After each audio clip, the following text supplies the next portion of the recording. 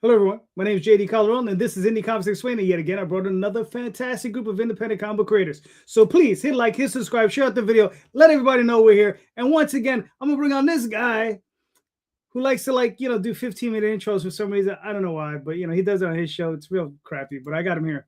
What's up, Jay? Yeah, that's hold on, wait. Go ahead. That's the only motherfucking intro that matter right now, okay? You whistle like a motherfucking man, bro. Oh, I'm sorry, just demonetized you. That's okay. I can afford the 44 cents. What, you don't like the 15-minute intros, bro? You don't like the lead-ins? You don't got the build-up of anticipation? Come on, bro. All right. You gotta Tom, how you doing? 18 seconds. You have 18 seconds to tell people what your show is, and then you got to get on with it. There you go. And Calderon has that cold now. You got it's cold, all right. It's cold, all right. All right. Mr. Sam Vera, please introduce yourself. What's up? I'm Sam the Crazy Man Vera, host of Catch the Craze podcast and creator of Cosmic Wars, which is currently right now on Kickstarter in the last hour. All Get right. your copy today. See, Rosario, 18 seconds. I took more than 18 seconds. Get out of here. Wes, how you doing? Please introduce yourself. Hey, I'm Wes Hartman, creator of Sky Sharks Remastered, currently on Kickstarter in the last 4 days of the campaign. All right. Cool. Hey, everybody. I'm Gavin Schultz. I'm the artist and co-creator of Tales from 22nd Street in our final 60-ish hours of Kickstarter now. So, yeah, excited to be here. Cool. Good to have you. So, gentlemen, I'm sure all of you have seen the show question. Or if you haven't, here it is. I'm going to tell you anyway. Do you really care about your fellow indie creators? Right? Like, we're a community. Everybody says we're a community, allegedly, right? And the question really is, I sometimes wonder, do we really give two shits about one another? Right? And the other portion of this question is, why? Right? Why? And Gavin, the way this show works is last man in, first man up. So you're on the hot seat. Yeah. Okay. Well, I think, I do care about my fellow indie creators.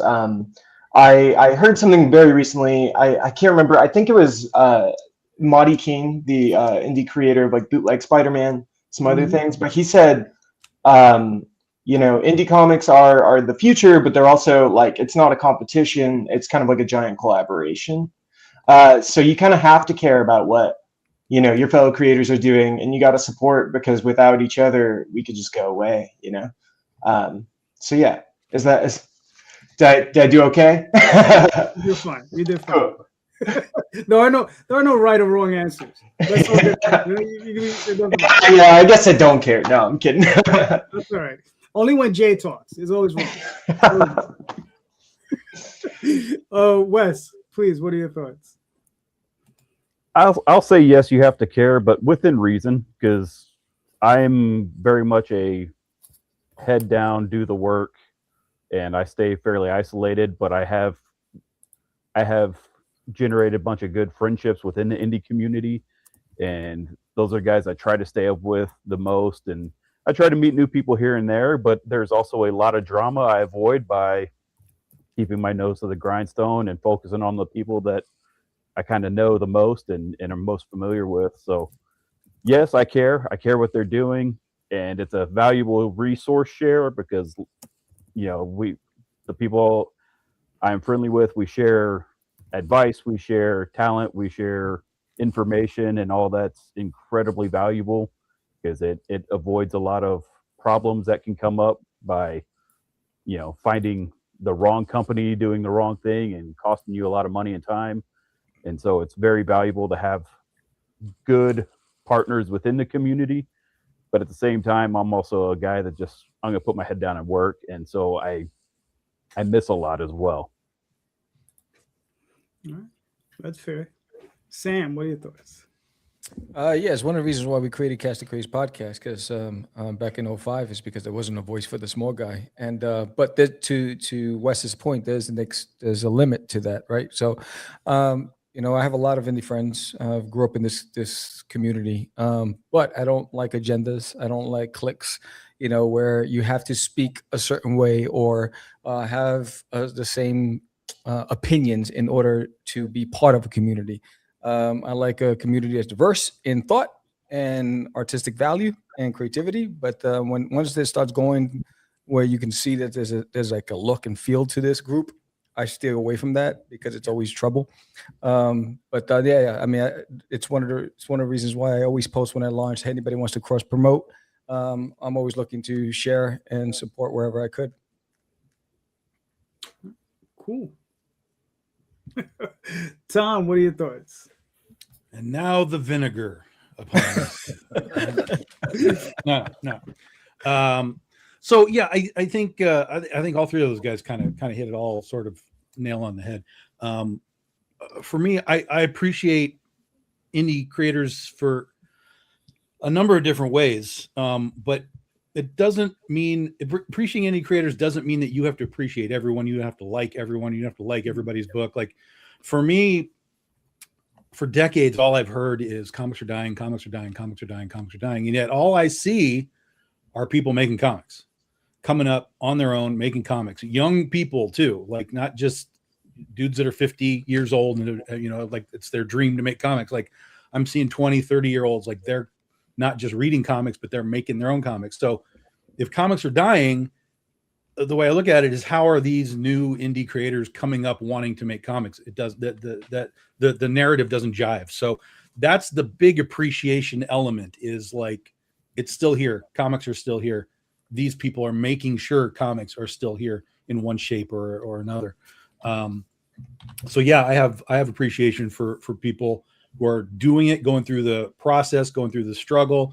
I have appreciation for the people like, Calderon or Rosario who, invite me onto their shows and help me promote what I do. And I try and do that the other direction whenever I can too. So it is a community, but like Sam was talking about, there's cliques.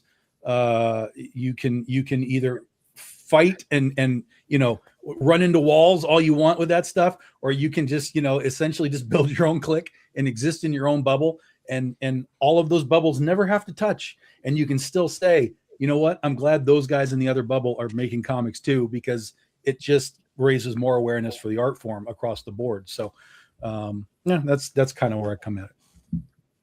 All right, cool. Jay, you've been chomping at the business Friday. Yeah, I can't say you.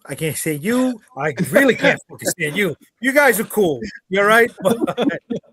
I'm definitely joking. And what the guys are saying, right? Wes, Sam, Tom, I'm in line with, right? Tribalism is detrimental to anybody's work. But at the same time, you know what? Let me rewind. I want to see people succeed, whether it's in comic books or whatever their lane is that they're trying to get to. I want to see you win. I do. I'm psyched, right? I feed off of that energy. But at the same time, I'm not going to drag you across the finish line, right? I can't. I've got my own stuff I got to handle, and there's people out there who are definitely of that ilk, right? But then there's the groups of people that are out there, tying up their boots, putting their money where their mouth is, and creating stuff. And if somebody's like, hey, how do you do X, Y, and Z? I've got no problem sharing that information, right? I'm not going to hold that back from anybody. Like Tom said, and what you do in Calderon, yeah, I got the thing on and what Sam does, I got the thing on Fridays, right? I invite people on. They're welcome. Doors never close to anybody. If they want to come through, shoot the shit, talk about their stuff, right? Talk process. Vent their frustrations on where they're at in their current state of work. So do I care in that regard? Yeah. But I don't care about those that want me to do the work for them. Does that make sense? I mean, You know, it's that what's that adage? You can bring the horse to water, you can't make him drink, right? I ain't gonna fucking serve you the goddamn water every time you get to the goddamn water hole. You know, I showed you how to get there. Whatever. I understand I'm abrasive, but that's all right. That's who I am. I'm sorry. I'm all over the place right now with that one. Yeah.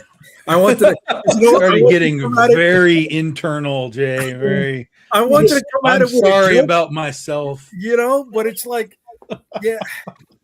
I don't know. Once Sam mentioned the tribalism, I was like, yeah, that's out there. But tribalism is real, though. That's in every. That's not just comics. That's humanity. Is tribalism? You know, so you can't really. There's really no. That's what I was saying on my part. I was like, you can't really fight against that. You can try and scratch and claw and get into whatever sort of bubble you want to try and get into, but it's going to be difficult just because of the way humanity works.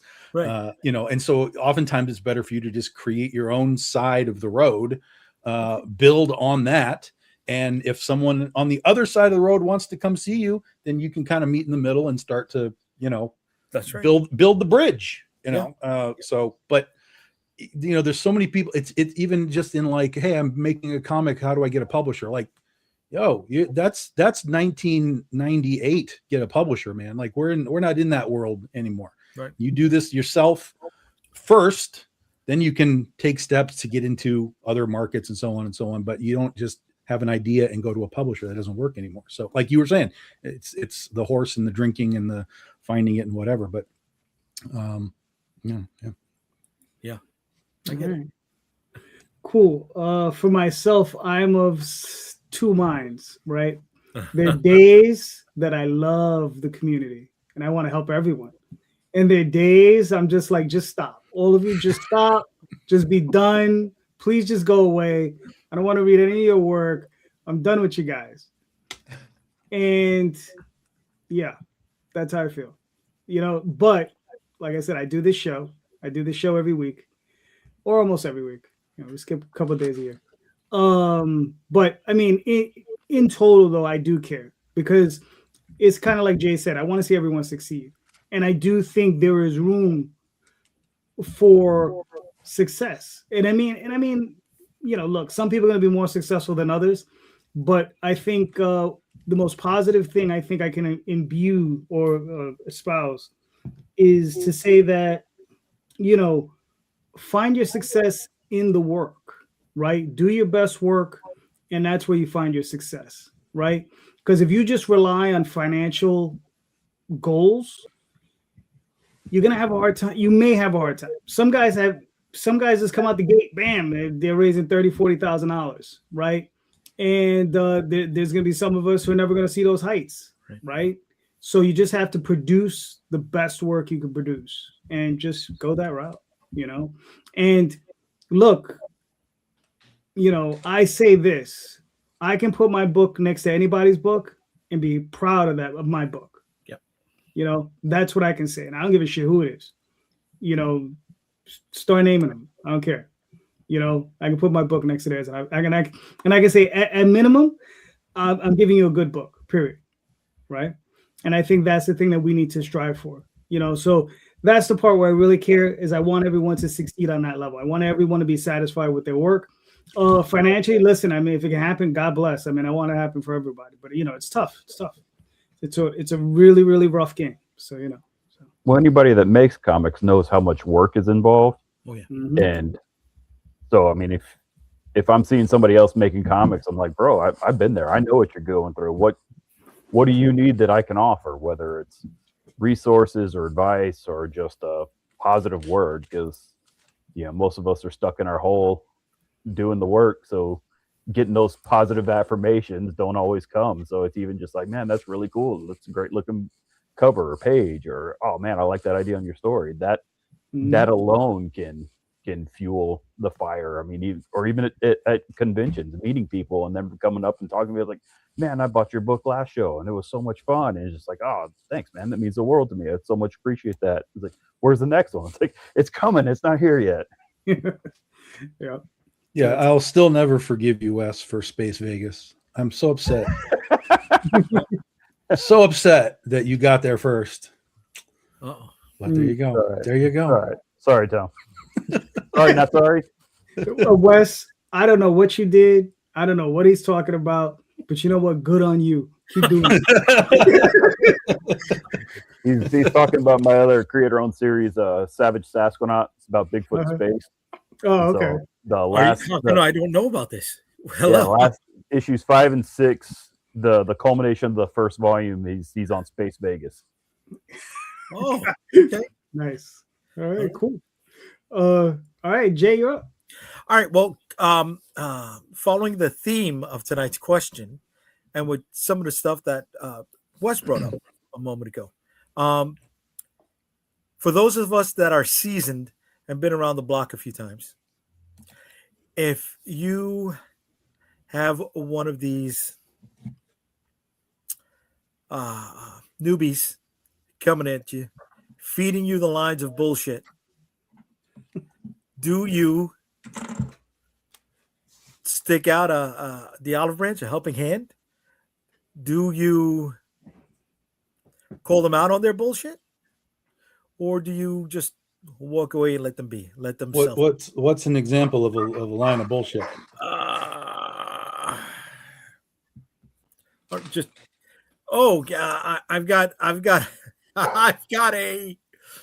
an in to diamond. Just throwing it out there because we know it's not there. Okay, you know, it's a line of bullshit. You know what a line of bullshit is. It could be any form, right? Oh, I'm moving 20,000 units. Whatever the fucking case is, right? If you see them coming out, do you offer them a helping hand? Be like, maybe you shouldn't go in that direction. Do you call them out on their bullshit? Like, come on, man, stop fucking with me. Or do you just keep it moving? Fair enough. Wes, you're up. Honestly, it depends on the day and my mood. Fair. That's fair. Yeah. Because there's days where like, all right, let's climb this tree. Let's see what you got, and I'll let them feed. And like, okay, that's cool. Like, good luck. And so be it. Like I've had a past experience that sounded a little too good to be true, but it looked like they had the ducks in a row. It's like, bro, like on paper this looks great, and it just became the single most unprofessional experience ever. It's like, all right, my bad. I wasn't really out anything, but I was at the same time because I kind of got myself excited and pumped up for it. There's other days where I'm not in the mood, and it's just like, yeah, we'll talk later, and I'll just never talk to them again. And then there's other days just like, well, it's like, do you have a specific question? Do you want to know something that I can help, or what are you trying to get from me, or what do you want? And if they ask, I'll answer, and I'd be happy to. But sometimes it's just, well, I know this and that. It's like, oh, that's awesome. I don't know him, or I met him, or her, or whatever. It's like, that's great, man. That's awesome. Next time I see him or talk to him, I'll mention you to him. Say hi. But it just depends on the day, just kind of how I'm feeling, if I want to be particularly chatty or not. Because I spend all my day with my little kids, my 18-month-old son. So a lot of my day is just spent with somebody screaming at me and calling me mama instead of dad. So it's like, hey, it's human interaction. Let's talk. And it's not to somebody who's just yelling at me. Yes, please. Thank you. Other days, I've had it up here. Don't talk to me. Yeah. All right. That's fair. Sam, what are your thoughts? It happens all the time. I stay away from it.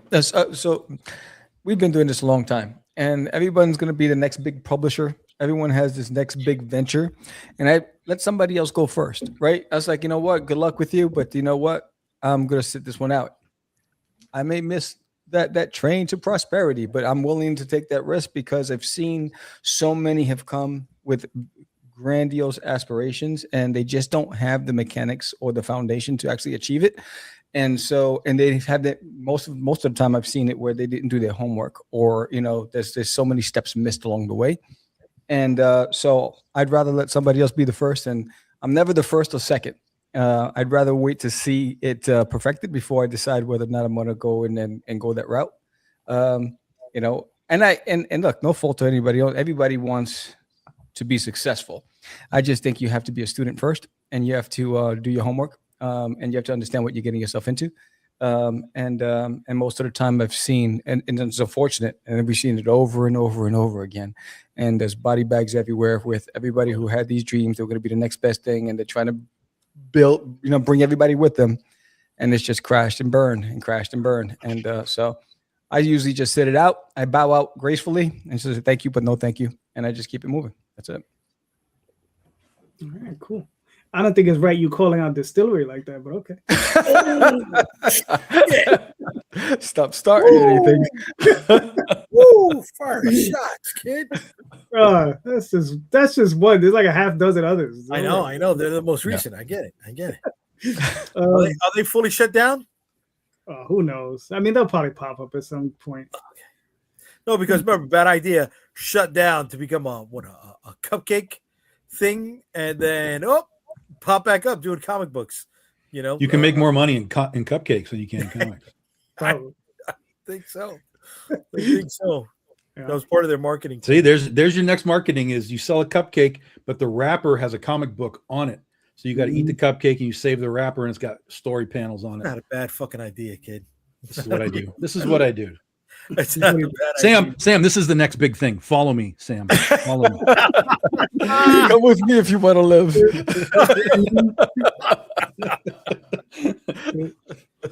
All right. Gavin, you're up. What are your thoughts? You're muted. Well, so I guess I don't know if I feel super qualified to answer this question. This is our first book, and I've been thinking of the line of bullshit that I would feed you guys. We're going to be the next big thing. But no. I'm really just, I'm excited. This is our first full finished project that we've completed, and I'm here to just, a question like this, I'm here to sponge and make sure that I don't misstep any of you on the con floor and stay in good Don't graces. worry, we'll trip you if you need to be tripped. It's fine. Yeah, please do. We'll happily take care of you. Yeah, but no, the answers are great. I'll if I think of something, I'll add it. But right, cool. Okay, fair enough, man. Yeah, Tom, what are your thoughts? Everybody knows me. I don't take bullshit, and I'll put it right back in your face if I think that you need it. But that's sort of the thing for me is same with Wes. It's sort of like it's what day is it? What movie did I watch recently? What mood am I in? It will depend on how much you're going to get back, if at all. I might just let you continue to bury yourself, and I don't care. But where it really bothers me is if somebody is not just simply like, it's one thing if you're pitching something to me, like I can fine, whatever, I can yes or no, or I can devil's advocate with you or whatever. But if you are taking that stuff out to the public and you're actively sort of engaging with folks like Gavin who are like, just starting off, and you're giving information or thought processes or things that I know are not where these guys are supposed to be, that's when I'll speak up for the most part, because I don't want anybody to get tripped, Gavin. I want you to have a nice path ahead of you before you reach the inevitable bumps in the road. But if someone's out there just clearly just giving bogus thought processes and information, that's not going to fly for me, and I'll challenge them on that. And then if they have answers, that's great. Now we have a different level. Okay, now I see you're on a different level with what you're talking about. You just have a poor presentation. But most of the time, the guys that are coming out with this stuff, it's just all like this, and they're just spouting whatever they need to spout to get sort of the immediate clout of who they are for whatever reason. And that's what bugs me. And that's when I'll generally kind of call people out. All right, cool. Well, one thing about comics, everybody's got their own path. Like, there's no one way to do anything. Mm-hmm. And it's funny because everybody you'll talk to, they have a story that is similar but also totally different than everybody else. Mm-hmm. And so you can give advice, but you could be right next to somebody who did the exact opposite and found as much, if not more, success. And it's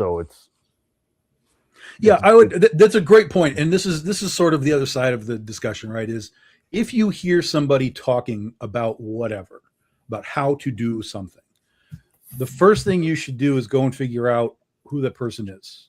Do they work for a company? How long have they been doing something? Some guy might be telling you, here's the answers to everything in the comic book world, and they've been doing comics for a year and a half, right? That's sketchy at best, unless you've gone and searched and you've seen that they're one of those lightning in a bottle guys, and they've done something that you can follow and go, oh, well, he kind of did this. Let me kind of take that. But, or the other side is, oh, this guy's been doing this for 10 years, 15 years, 20 years. He clearly has had some experience in blah, blah, blah, blah, whatever. So it's always sort of on whoever's listening to kind of figure out, like, do I need to listen to this guy? Or is he just spewing to spew? Is he literally telling me something for real, or is it just to build his clout in as fast as he possibly can? All right, cool. Yeah. All right, for myself, yeah, I mean, it depends on the day, but I'll be honest with you, typically I just walk away because I don't have time to deal with bullshit. I don't have time for those types of people. I just, go tell it walking, right?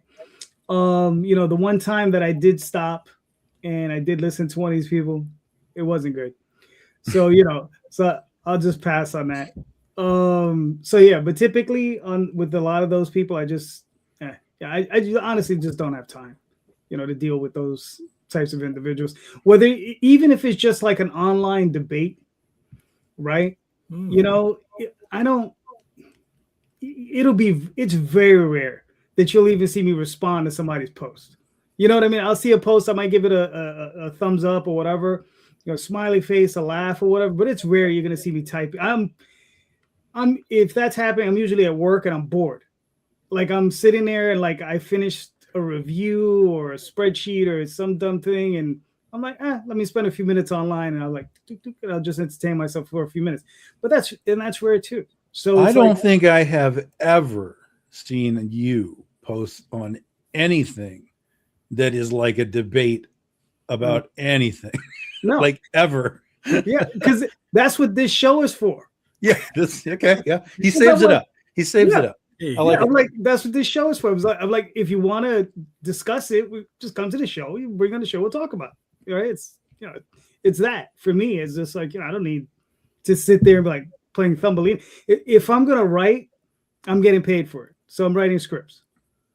That's what I'm doing. So, but typically, I just just let people be. Like, if they want to talk, whatever they're talking, just let them talk. It's just like it's their breath. Doesn't cost when me it comes anything. to a debate online, you're never going to change anybody's through the keyboard. Nobody's opinion's ever going to change. So it's wasted energy. Mm-hmm. Like my philosophy: let the work speak for itself. Right. Everything else, whatever. If you want to have a conversation or a debate, come find me. We'll talk in person, because the keyboard and social media, that ain't the place for me to do it. Mm-hmm. Other people will get involved in.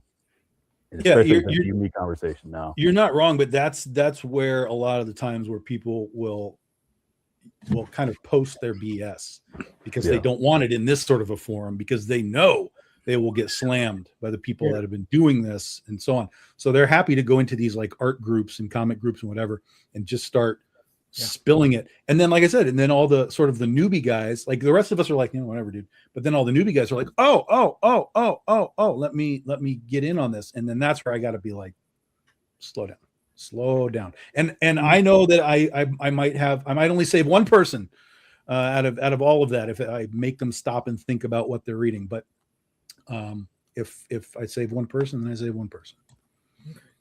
So Tom cares about his fellow. That's right. Bringing it back to the first question. That's right. I like that. Shout out to Rod. What's up, Rod? There you go. Hey, you doing, Rod? I think Daphne made the point I was trying to get at also. How many people are out there trying to sell you courses on the how to make a comic, and they're just using the money that you're paying for their course to make their own books, because they can't sell one. I've had people come to me trying to sell me the next Netflix of the comic book version of Netflix. I've had people try to set up meetings for me when they know I'm at a con. Are you going to be available during this time to talk about blah blah blah blah blah blah blah blah blah blah blah? And it's just like Wes, you know, am I in on it? You know. So do you don't respond to the Nigerian princes? Because that's how I do it, Jay. Is I respond to all the Nigerian princes.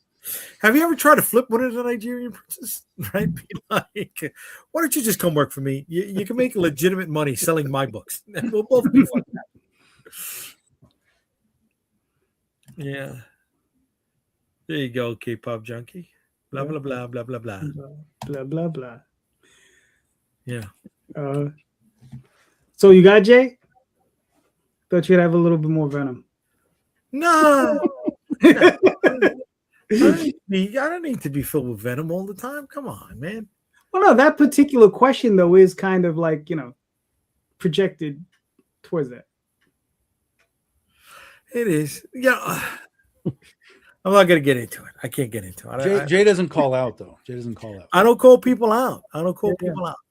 You know, it's like I'm one of those start none will be none. And the other thing is, if you do start some, fuck you in your mouth. You know what I mean? It's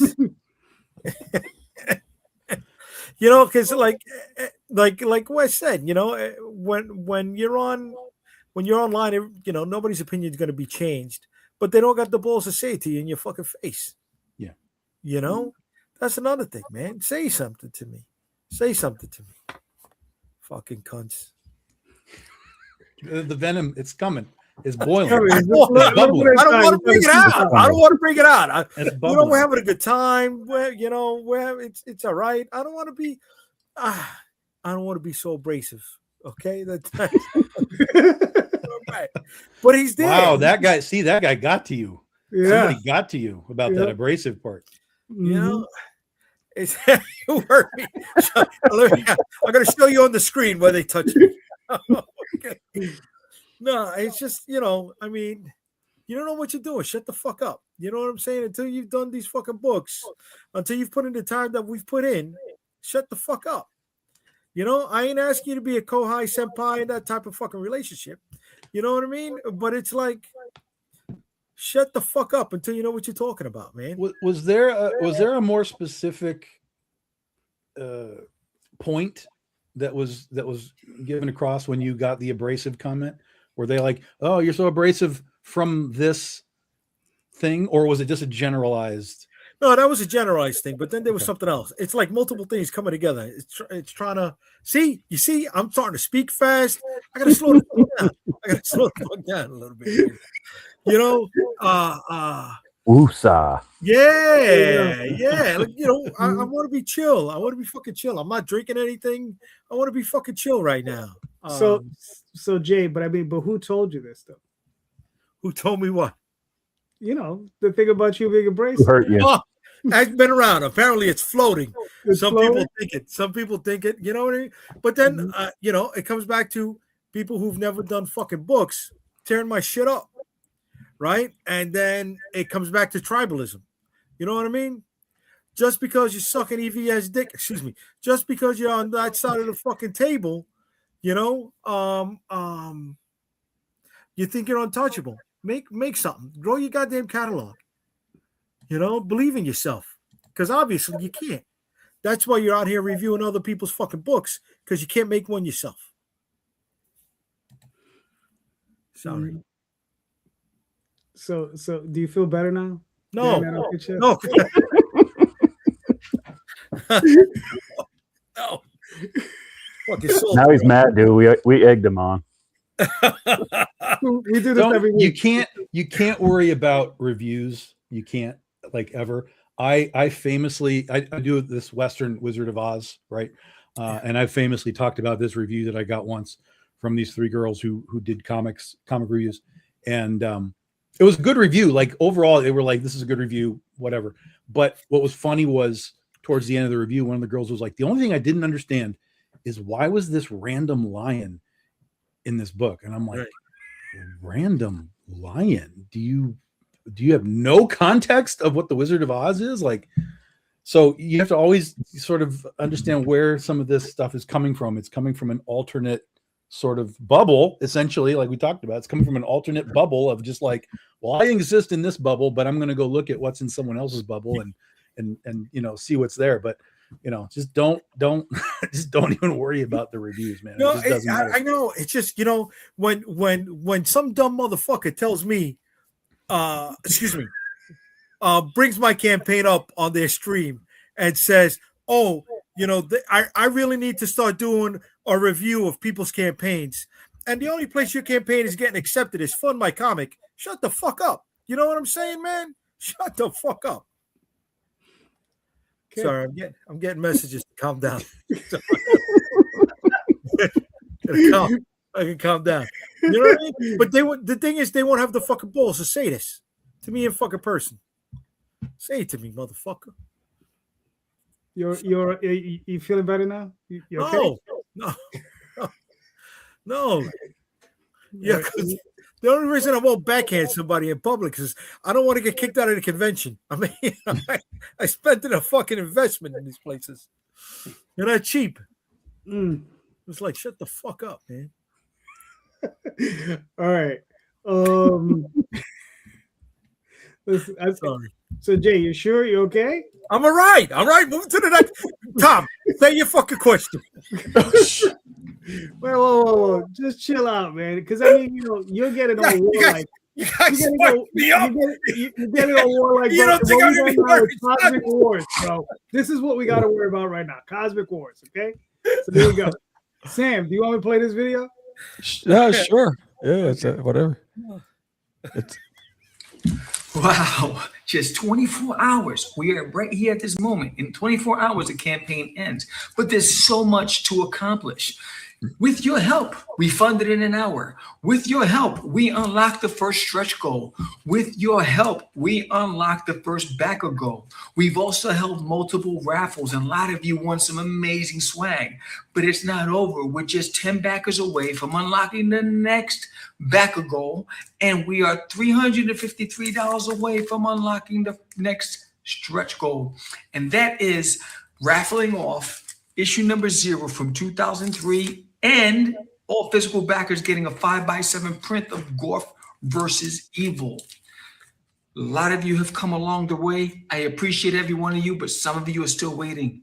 Can you pledge now? Let's end this campaign on a high. We can do better than 50, but I need you to do so. Click that link, pledge today.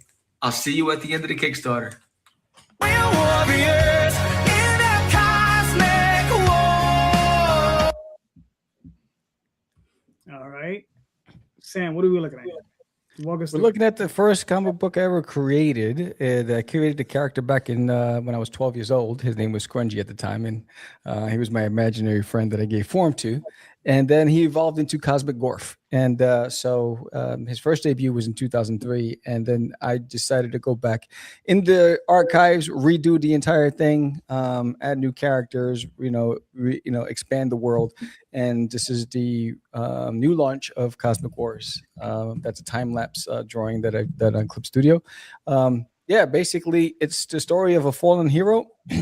He was supposed to protect the king in the great battle. He didn't show up on time. The king fell. He blamed himself. He went into exile. And he is also the protector of the Arthenian star. And now without him, he puts everything at risk. And the daughter of the king, Princess Reina, now becomes ruler, and there's never been a female ruler before. So she has resistance from all sides, and Lord Evil is trying to overthrow her. And so she needs to search for Gorf and find him wherever he's hiding in order to get him and convince him to come back. Even though her army believes they don't need Gorf, she believes she does. So this is where the story begins. And it's a 30-page issue. It's issue 0. I'm excited to debut it here. It has some fantastic covers, one by Lou Pons, who did an homage to Frank Frazetta's Conan. It's fantastic. That's a variant cover. And Marco DeFilio, who did indie books like Path of the Pale Rider, he did a fantastic cover as well. That's also available on this campaign. We have blind bags. We have variant covers. We have a lot of great swag and amazing add-ons. All right, cool. And we're down to the last 12 minutes. Oh, damn. So back in now. So this is obviously the first issue. How many more issues do you think in this arc or this story? This story was written to be 100 plus. So, I'll take it as far as I can while I'm on this planet, but it was written to be an ongoing series. Okay. But let's say that you probably have a current arc you're working on. Like, how long do you think the arc is going to be? Every arc is 10 issues. Okay. Mm-hmm. Yeah. All right, cool. And there's fantastic characters like Lord Evil and Zarkinar and Commander Rox and Zanzarax and Professor Ramses. Duty, yes. If you've read any of Disney in My Toilet, you've seen some little what do you call them? Elements of Gorf. So there was posters in the bedroom, but at the end of issue 7, there were 3 alternate endings. One of them was with Gorf. If you picked up Duty's Monsters, Gorf is in that book as well. So there's a crossover, but not in this series. They have spin-offs, and I wrote a children's book with Gorf and Duty that I've also produced as well. But they do cross over, but for specific reasons. But they're not in the same universe, but they do meet. Okay. All right, cool. Now, what type of age group do you think this would be appropriate for? 10 plus. 10 plus. Okay. Yeah. Because of the swords and the guns and all that stuff, whatever, the laser blasters, I would say 10 plus. Gotcha. All right. Cool. So I mean, you said you started developing this when you were 12. What made you think of picking it back up and continuing? Well, Gorf was always in my heart, but every year for the past 4 years, George kept saying, when are you going to do Gorf? When are you going to do Cosmic Wars? When are you going to do Cosmic Wars again? And then so after Forbidden was released, I realized that, time is not our friend, right? Tomorrow's not promised to anybody, right? So I was like, you know what? There's no better time to introduce it than now, a break before I release issue 8 of There's Nail in My Toilet. So I needed to recharge myself artistically and creatively. And so once I started digging into crates and looking at the old files and stuff, I got excited again. And I was like, all right, you know what? I got to do this. And I just started. It felt like I just reconnected with an old friend. All right, cool. Well, I mean, so we have George to blame, is what you're saying.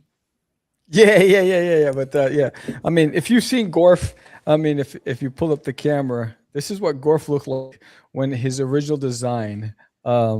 Right here, he looked like a mixer of Alf and the Stay Puft Marshmallow Man. When I was young. Okay. So that was a clay. That was a clay model that I did. Right. So he's been with me. He's been with me forever. All right, cool. Yeah. So you got. Let's see. What are we looking at here? Another 10 minutes, everybody. So if you want to jump on, now's the time. Go get it. All right, but you did nice. You did 3 times your goal. So. Yeah, and every physical backer gets a 4-inch sticker, a Cosmic Guardian Defenders of Freedom sticker, and every backer at $25 and over gets a Cosmic Gorf sketch card. So, and then we've unlocked as well. So, all right, cool, very nice. Listen, another job well done, sir. Thank you. Trying to catch up to the big boys. I am too. Yeah, we all are. All right, Wes, do you want me to play this video? Yeah, you can. It's about a minute. Hi, everyone. I'm Wes. I'm so excited to be back for the final issue of Sky Sharks Remastered here on Kickstarter. We successfully launched and delivered the first 2 issues together, and now we're here to finish the mission. In this final chapter, the stakes couldn't be higher. Dr. Castle's doomsday weapon lies, and the world is hanging by a thread. The Sky Sharks must infiltrate the Steel Fortress of War Island for one last chance. It all comes down to a final face-off with a former friend. Is it redemption or doom? You'll have to read to find out. This is the definitive version of the story.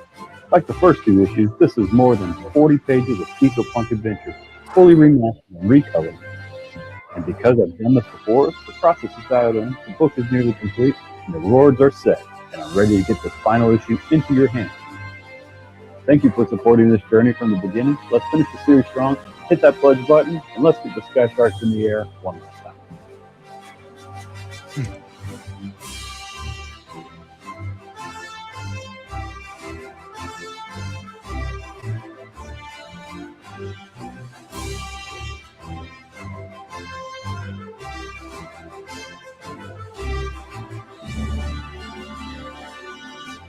Got to do the movie credit roll, you know?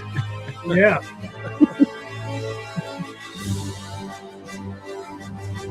I will say, making Kickstarter videos is my least favorite part. Oh yeah. All right, cool. So, all right, so this is a remastered version. How long have you been working on this book? Oh man, so this was my very first creator-owned series that Fred Perry and I co-created way back almost 20 years ago. Actually, Rod Espinoza there in the audience was around in the same studio in those days. It was originally a 5-issue miniseries that were released monthly and kind of came and went without any kind of fanfare. I mean, at the time, there was nothing like it on shelves. You know, Rocketeer was out of print. You know, there weren't monthly comics. There were no pulp comics. There was nothing like it on the shelves. And I was like, man, I want to read something like that. So we made it, and it kind of fizzled out. And we had copies, but over the years, they became unavailable and had been unavailable forever. And for a long, long time. And since I started doing Savage Sasquatch through Kickstarter and kind of building my own little audience through that, I found all my old files, and I was like, you know what? Like, I'm going to have time between Volume 1 and Volume 2 of Sasquatch. It'd be really cool if I could have something in the meantime. Like, all this work is done, but I am, 15 plus years better.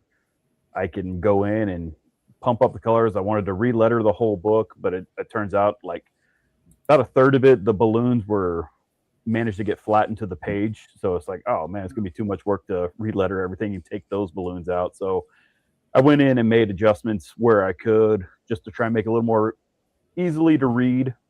Color coded like radio transmissions between the characters, and fix some spelling mistakes and just odds and ends, some continuity errors that I found that, just with time, it's like, man, I could really make this better.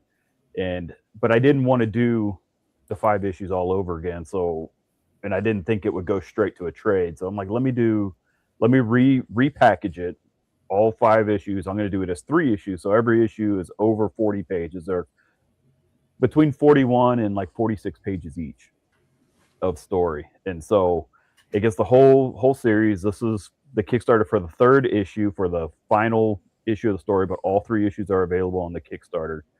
And essentially, I like to describe, when I'm talking to people at cons, is if you're a fan of the TV show Firefly, which had the big announcement today by happenstance, it's like Firefly, but with airplanes instead of spaceships. And it's kind of my love letter to like the Rocketeer and Black Hawk and Crimson Sky and the Sky Captain in the World of Tomorrow and all that kind of great stuff that when I did it, there wasn't anything out there like it. And now there's a lot more available in the same vein. So I was like, man, maybe this has a shot again. So here we are, putting it out and having a good time. We got the covers, like Fred's original covers. Fred Perry's the artist and my co-creator, and I learned so much from Fred on this book. Like I cannot say enough good things about Fred and his creativity and his knowledge and his generosity. And so I learned a ton, which parlayed right over into my creating Savage Sasquatch. So I was like, man, if anybody read my Sasquatch series and you like that, I learned most everything you like about Sasquatch on this series. So even though one's in space and one's in airplanes, I think there's a lot of crossover and just in tone. But yeah, it's been a love letter to come back to this series, because I'd kind of kind of put it off, kind of put it out of my mind. Hadn't read it since it came out. So once I started bringing it back, I read it just kind of cringing, like, oh man, how bad is this going to be? And it's like, oh man, I'm having a lot of fun with this. And I instantly saw just minor tweaks. I'm like, man, I can't believe I didn't do this originally. You know, they've got a big flying fortress that in the original release, for whatever reason, I called it the Colossus. And I'm like, dude, they're sky sharks. Why in the world isn't the Megalodon? Like, just like, duh. So just some of the things like that I'm like, yeah, I really want to make these changes and kind of create the definitive edition of this series and bring it back to an audience that didn't see it when it first came out a long time ago, or heck, at this point they may not even been born. Right. So True. but it's a lot of fun, man. I really do like this, and it's been great going back to it and revisiting the art, and just I've been having a lot of fun. It was going to be, I was hoping to release it all within like a year and a half, the 3 issues, but life kind of stretched that out. We had events happen, and we're having a kid, and like, oh, I got to go work and make sure I got enough money, and so what was going to be an 18-month period became about 3 years. So it was about 1 issue a year on average. So not too bad, but I'm looking forward to finally get it done and in everybody's hands, because I feel like it's been a long time coming for everybody to see this how it should have been seen all those years ago. When you have time to do it as opposed to a monthly deadline, it can really make things look better. True. So I mean, when you guys were doing it monthly, I mean, were you actually like, did you guys give yourself a grace period? Are you 3 months ahead, or were you guys just banging it month by month? No, we banged it out. I mean, yes and no, because at the time we were also printing in China, so we had like a window. So we would get done and send it to the Chinese printer, and we wouldn't get it back it'd take about 2 months to get it back. So while we were ahead, we were also behind. And so I mean, it was just. And while we were doing this, Fred Perry's main series was Gold Digger, that he was doing every single month, writing, drawing, coloring, lettering. Yeah. So I mean, he was doing both books concurrently, doing his main title, and then he would come and pencil and ink this book, and he would also do some lettering in it, and then I'd go over it. We kind of tag teamed it to create what it became. And so I mean, he did a Herculean task that there's nobody beyond like Jack Kirby that has ever drawn as many comics in a month as Fred. And so I mean, he was doing great stuff, and it was really cool. And it's like he would give it to me, and I would have about 10 days or less to color it. And like the last issue, when we put out issue 5, it was like a 30-page book, and I had like 5 days to color it. Right. Which the fun part was, that's my favorite issue. I feel like that was the issue that looked the best, because it's kind of, you turn off your brain and don't second guess anything and just do it, and all of a sudden like, yeah, it's good. So I'm actually revisiting that issue now. I just finished the work earlier this week, and I didn't have to do as much as I did the first remastered books, so that was nice. But yeah, man, it's been a lot of fun, and it makes me want to do more, but at the same time I don't want to do more without Fred. Right. So because he was everything in this book with me, and it's just like, I don't really want to do it without Fred, but maybe one day it could happen. But I'm not counting on it, but you never know. I'm never going to say never. Right. Gotcha. I know he's a busy guy. Yeah. Is he semi-retired these days, or is he just, because I know he's still doing a book over at AP, so yeah, I'm not exactly sure what I know he's still drawing books, but I don't think he's doing monthly titles. Right. I think that's the difference. I don't think he's doing the monthly grind, if I understand correctly.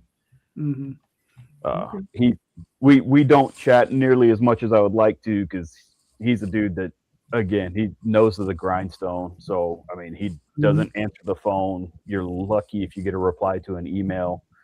So it's kind of catch as catch can. Very, very, very seldom I get to talk to him, but I got to see him last year. Anarch Press had a 40th anniversary birthday bash, like one day con, and brought all these people out, and Fred came out, and it was a lot of fun. So I got to sit with him and show him what I'd been doing. He knew what I was doing. He drew an extra cover for the first issue, and Nice. and so it was a lot of fun. And he was just like, oh man, it was talking about like the Colossus becoming megalodon. He's like, why didn't we do that? I was like, I don't know, because I'm dumb. Just obvious things like that. But he was just like, oh man, he got all excited again too. So you never know, man. Maybe one day he'll be like, man, I want to draw some more Sky Sharks. Like, let's do it. I ain't gonna say no. Yeah. All right, cool. So you got another 4 days. Got a little bit of work to put in, but I think you're gonna make it. I don't think you're gonna have an issue there. I hope so. I hope so. All right, cool. All right, next up.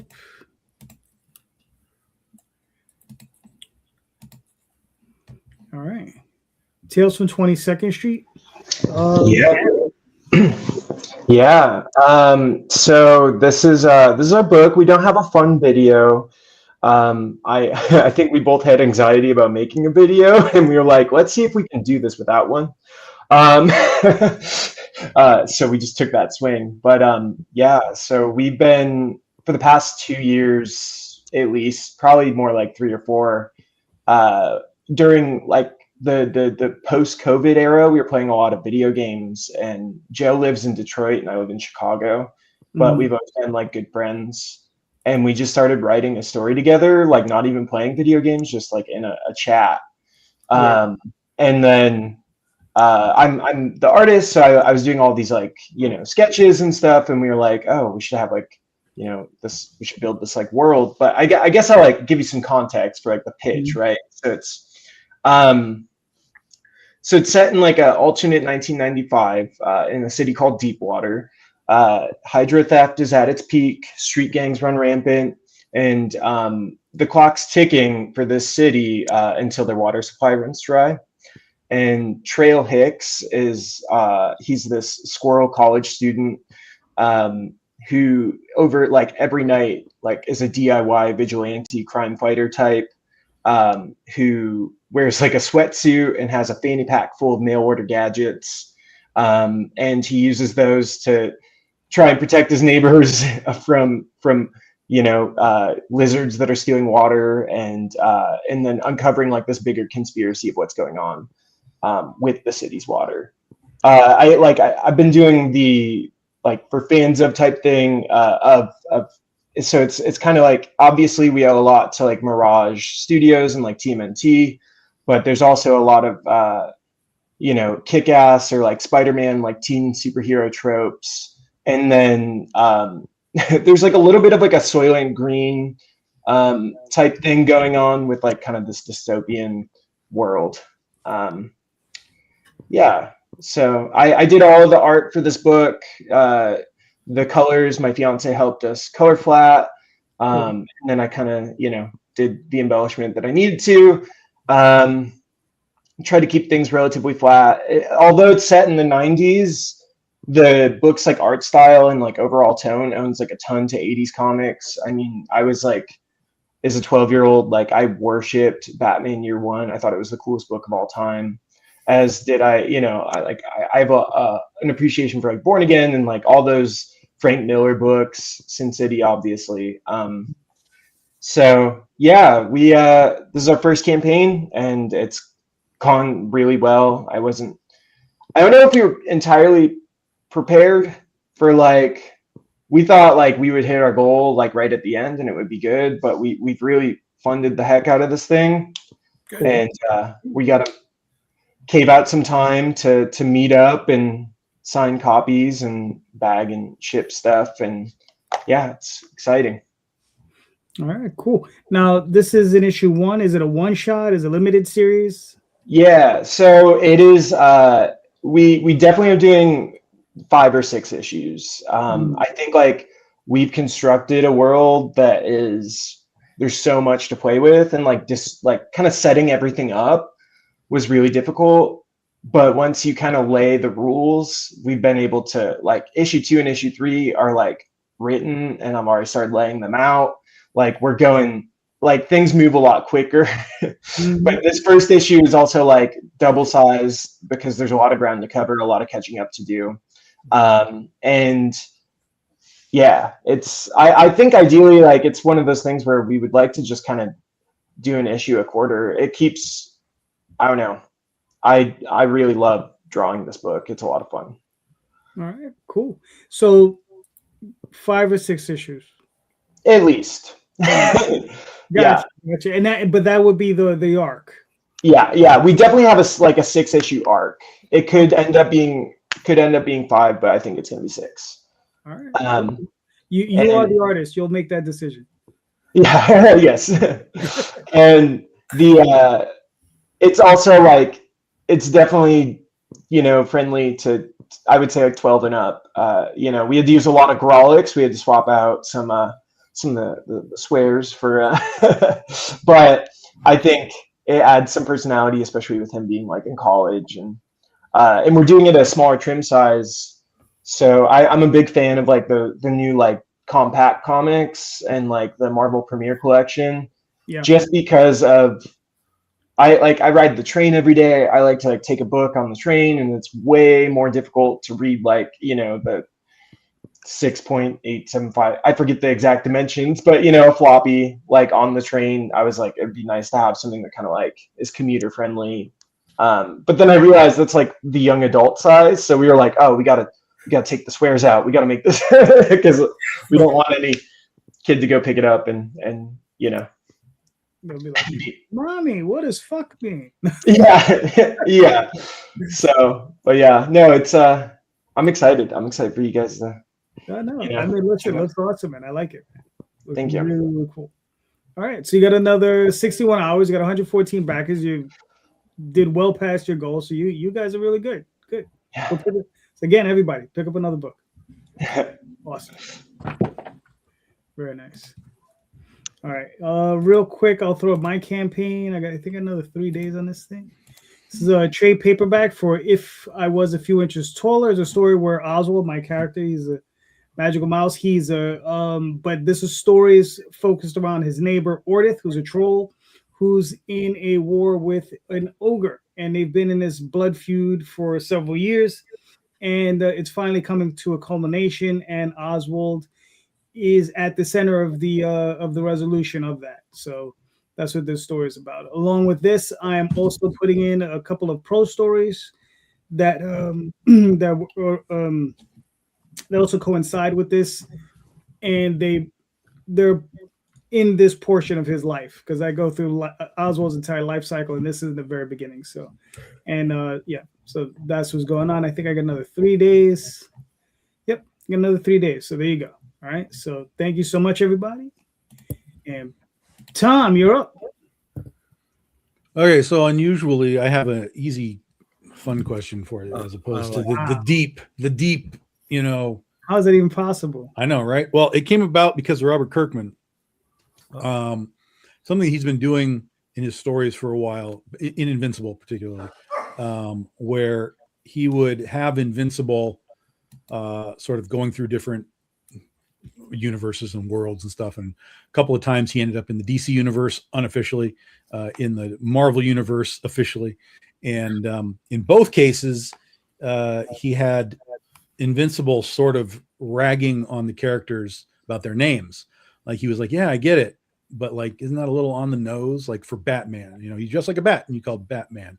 You're just like a spider and you're called Spider-Man. Like, he was just playing that little weird metal game, and he's been doing that for a while. And they just re-released the Invincible Spider-Man crossover that they did many, many, many years ago, that I had never read. And so I grabbed a copy of it and I read it. And basically the entire issue is basically like, okay, so let me guess. He's looking at the Avengers, like you're Shield Man and you're Metal Man and you're, whatever, just teasing with the idea of we just take a thing and put man or woman or whatever at the end of it, and we get a name. And then, so it made me think about it. I was like, well, how doesn't he do that in his books? And the reality is no. He only has, obviously, Omni-Man. Like, that's the one, right? Omni-Man is death. So there is that one.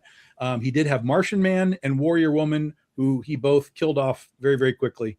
Spoiler alert. So those aren't existing anymore. And basically, there is no other, like, Dirt Man. Even the elephant isn't Elephant Man. He's just the elephant. So Monster Girl. Monster Girl. Yeah, so that's what I'm saying. There's a couple, but it's not as if we go back further in comics, we get more Batman, Superman, Wonder Woman. We get more of it. Yeah. And so there's less of it today, but it's still there. I myself had to go and think about what I had done in that regard today. And I've only got a few. One of them was done on purpose for the trope, but I didn't want to call. So her name is Lasso Lass. I didn't want to go Lasso Girl because that just seemed weird. But I know, like in the Legion of Superheroes, they have lasses in there instead of calling everybody something girl or whatever. So, but I've only got like 3 in my entirety of all the books that I do, particularly in the superhero worlds. So the question is basically just like, does barring the ones that we're all just in on, Batman, Superman, Wonder Woman, we get it. When you read like a new superhero book, if someone's just like Window Man or Car Man or Tree Man or something, like, does that throw you off? Like, is it weird? Do you register it the way that Kirkman seems to register those things? And does it bother you? Yes or no? And then the flip side is, if you have done a superhero book of your own, how many Tree Mans and Tree Girls do you have in your series? All right, Sam, you're up. All right, give me the first question. Part So one the of the first- question. Yeah, the first part of the question is basically like, if you read a new book, not if you're reading Batman or Superman, those are in. Right. If you go into somebody's new superhero book and everybody's like, I'm Tree Man and I'm Car Man and I'm Concrete Man, is that weird? Does it throw you off? Like, would you prefer that Concrete Man was just called Asphalt, to make it a little more, you know what I mean? Like, do the names like that throw you off at all? Or are you just like, well, this is just what the guy wanted to do, and I accept what it is? It all depends. Like, when you have JD Calderon and JD Rosario, right? It's like, it all depends. Like, which one is it, right? JD, they're spelled differently. But no, I think it all depends on what the character looks like and the backstory of the character. Because sometimes, as a reader, we imagine it one way, and then what you're seeing is another. So I think it all depends on the look and if it makes sense to the story. If it doesn't make sense and it feels like you just throw it in, then you're like, ugh, then it becomes corny. Right. Yeah. So I think it all depends on the actual character and how it fits in that universe. That's my best answer. JD Rosario, stop acting up. No, wait. I'm with you, kid. I'm with you on that one. All right, cool. Gavin, what are your thoughts? Yeah, so I think it depends on, or like, I guess I want to clarify. Is it like, are we talking about like a super serious comic? Because it can be however you want to interpret it, right? And I think that's kind of where Sam's coming from. Like, if it's a super serious comic and dude's named Tree Man, it's probably not going to play. But if you understand that the comic is a goofy thing, it might work better. But however you want to interpret it. Yeah, I think if it's like something that's presenting as very serious and it's like a fresh new thing, and it kind of comes off goofy to me, it takes me out of it. I would say I would almost just rather not know the name, and there's some contexts where it works, like a series that didn't feel off guard, like in that regard. It was have you guys ever read Mudman by Paul Grist? It was like a very, very short, like 4-issue series, like in like 2004 or something. But that Mudman, I was like, oh, this is cool. Like, I don't know. It was sold to me. I couldn't tell you how, couldn't tell you why. But I think it had like maybe a little bit of that homage to that Silver Age kind of feel. And so it felt appropriate. But yeah, generally speaking, I'm not a fan of naming your character something hyphen man or woman or girl. Now I will say we named our character Shade Tail in an anthropomorphic universe, so I guess maybe I'm not not beating the descriptor noun type thing going on, but yeah, those are my thoughts. All right, cool. Wes, what are you thinking? Well, I mean, you're not going to beat Tether Tyrant. I mean, I know, right? That's not even. He should have been Tether Tyrant Man. I mean, that was fantastic when Kirkman did Tether Tyrant. I was like, that's amazing. I love that. He has a No, lot of great names, and that's why it kind of got Yeah. into my head. Like, does he have X-Man, X-Woman? And he really Not doesn't. Many. I would say it'd probably take me out at this point. Kind of once Invincible ended, it kind of just put the kibosh on superheroes for me, because I'd already kind of transitioned away from Marvel and DC, because they were just going, it's like, I've got what I love from that, and I love that, and I'm good with not knowing the new stuff. And then Invincible ended, and it's like, that's kind of the capstone for me for superheroes. So if anybody's doing a new superhero, I'm probably not going to look at it. That's just me, and that's okay. So if I was going to read a superhero comic and I saw,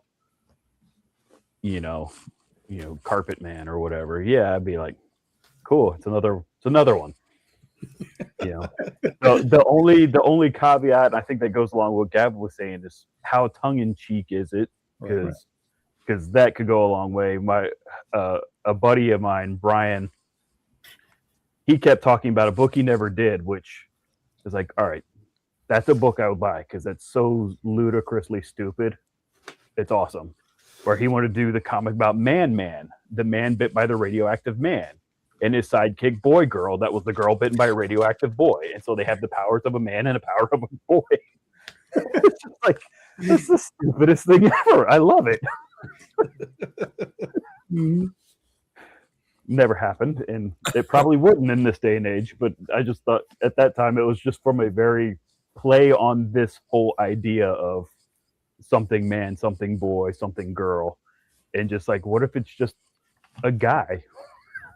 Just, that tickles my funny bones in lots of places. But that's, yeah, as far as like a regular comic, if it's, shelf dude, pocket guy, like, I don't care. So before the other guys answer, Wes, you talking about liking Tether Tyrant. I have something you're gonna like coming up in Critter. If you like Tether Tyrant, I got something for you. I'll let you know when it's ready. I'll give it. I'll see if it passes the Wes Hartman test. Nice. Yeah. That'd be cool. I'm looking forward to that. All right, cool. Jay. Yeah, I want to one up Daphne by saying G.W. Bridge. Okay, G.W. Bridge was the guy from S.H.I.E.L.D., shittier than Cable because he was named after the George Washington Bridge. Just saying. But I am a mark for names like that. And it wasn't just, the Tether Tyrant. There was also the Lizard League that he had in there. There was Biplane, which was an anagram, well, not an, oh my God, an allegory for the Vulture, right? Because he was an old guy with the wings. I'm a sucker for that kind of shit. I really am. I love punny names, even like the He-Man stuff, right? Trapjaw or Man-E faces. I think it's funny. It also sets the tone for what kind of story is going to be coming out of this, right? It's PG-13, right? I got villains named Eyebrawl, which is a big fucking eyeball, who's a big monster fighter. I got heroes named Mr. and Mrs. and then Ms. Freedom, which is a playoff of Mr. Fantastic and that. I got somebody Comrade Commando. Which, yeah, I think though that there's a difference between the pun name and the concrete man, laid out, concrete girl, But they both, like, I think Kirkman's point is that, like, if you're just saying like concrete man, you're at the lowest possible, sort of understanding of the character, maybe something like that. Yeah. I'm gonna say yes to Daphne. There was a character in G.I. Joe named Snow Job. Correct. Very early on. Yes, it plays. And they did play him as a con man. Yeah. Puns are great though, man. You can't go wrong with a pun. You can't go wrong with my comic is Sasquanaut. Yeah, it's Sasquatch astronaut. I mean, I love that. Dude, you sold me on that. But yeah, I don't know. Is it shitty? Yeah. Well, I'm not saying it's shitty. Like, he clearly just looks at it as it's a little corny. It's a little. Let's take another step up. Let's try harder. Let's try just one step harder. And I think all of it is tongue in cheek too. Like, I don't think he's tearing anybody down for it, but it was just something that he and his in his writing world noticed when he Mhm. was doing stuff, and he was like, I get it. But I get to try harder. But then, elephant. Come on, spice it up. yeah, but the elephant is just the rhino, just like you I just know, said. Right? I know. Biplane is the vulture. Like, But it's- even the wrestler, put the Y in rhino. Have fun with elephant, font. Fent. He did too much fentanyl and he survived and he became an elephant. Just fucking play with it, bro. Play with it. We're fucking writers. This is silly. We make fucking comic books. Let's have fun with this shit, bro. Come on. Wes said earlier, he's gonna put the Megalodon in Sky Sharks. Fuck yeah, bro. Fucking go for that shit, right? Go for it. Sometimes we can't. You know what? Hold on. Let me bring this to Sam, my man. Bro, Duty from Uranus. Fucking leave That was a drive-by. I was just walking down the block, minding my own business. No, but I Yes, I went know. with it. It worked. Yes. It worked, bro. I like the kitschy names. I like the punny names. So Jay, I got a question for you. In G.I. Joe, do they have an explosives expert named Blowjob? No. But Rosario's about to make that. Yeah. But That's going to be break the it up. next first appearance in the We're gonna Shield of the we're gonna break Interceptor. it up. Yeah. BLOJ middle name, and then OB is the shit. I got a fucking character named OB Jin. OB Jin. There's no ladies here, but I got it because I was waiting with my wife at the doctor's and I saw the sign. It said OB gynecologist, OB Jin. Come in, fucking, it worked, bro. Elephantser. Oh, that's nice. That's nice, Dan. I like that. An elephant with the sword. Dan, I'm stealing it. I'm fucking stealing it. Yeah, okay. Sometimes they're flat. Sometimes they're flat, but sometimes they work. Instead of the last, right? The Rocketeer. Right? A Musketeer. I'm with shit like that. I am. I know. I'm a sucker. I'm sorry. I'm a mock. You really are, Mark. All right, cool. Wow. Anyway, back in the day when I was in my teens, we played a lot of role-playing games, right? And it's the one up into my early 20s. And at the time, I was creating names, but I was also I was at just the beginning of making the comics, right? So I had some weird names. Like I had a group, and it was always a thing about the leader and then the group. And it was like Consort and his consortium. And it was just like, what in the name of fuck was I thinking?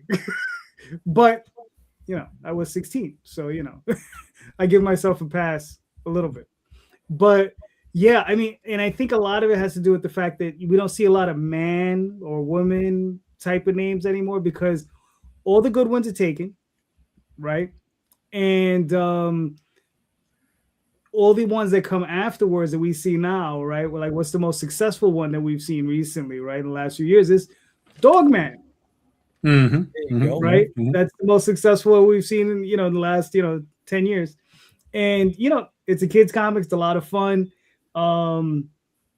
And, I think that's what it is. A lot of people perceive it as being juvenile at that point. So I think that's why a lot of creators are just try to steer away from the, the man, woman type of names. But I think it has something to do with the fact all the really good ones are already taken, So I think we just need to get the dictionary out and just start adding man to every word until we find the next good one, Mm-hmm. Yeah.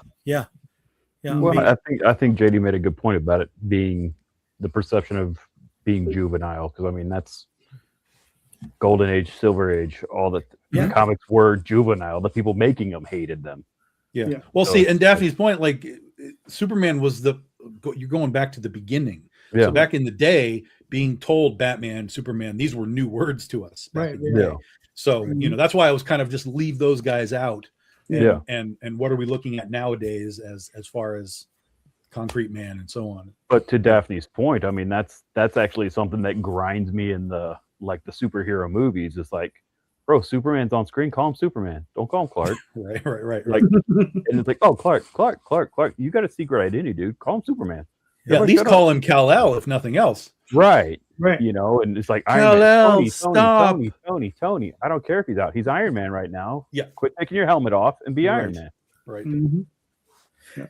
While we're talking about this, I'm developing a group of not villains, but the Carpeters, right? And they're the carpentry workers that build the secret villains' lairs. Nailman and Woodman and Joist Man. Mhm. Right? They're the carpenters who blew up on the Death Star, right? And they're just average Joes. They're not good, they're not bad. They're just taking a job, right? But the Carpeters, they keep their mouths shut. Mm.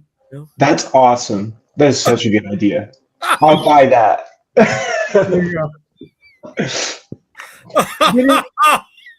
Didn't Marvel have something? What was the cleanup crew they had? Damage control. Damage control. There you go. Control, yeah. Yeah. So, yeah.